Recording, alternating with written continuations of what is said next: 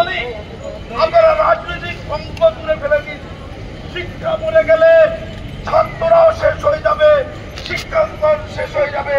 যে জাতির শিক্ষা মরে গেছে, ফসে গেছে, পচে গেছে, সেই জাতির মেরুদণ্ড ভেঙে গেছে। চক্রান্ত চলছে। সবচেয়ে বড় ক্ষতিগ্রস্ত হচ্ছে ছাত্ররা। আপনাদের করে ছাত্ররা খাচ্ছিল না, আবার টিচার, আবার অশিক্ষক শিক্ষক কর্মচারী চলে যাবে, ওরা হাউ হাউ করে খাচ্ছে। হায় রে আমার সন্তানদের দল, এ আমরা কোথায় আছি? আজকে পরিষ্কার করে একটু দূরে রয়েছে বিকাশ ভবন। আমি অনুরোধ করছি, আবার বলি কাজী মাসুম আক্তার অনুরোধ করছে, পশ্চিমবঙ্গের 11 কোটি মানুষ অনুরোধ করছে, যোগ্যদের তালিকার নাম সহ প্রকাশ করে সমস্যার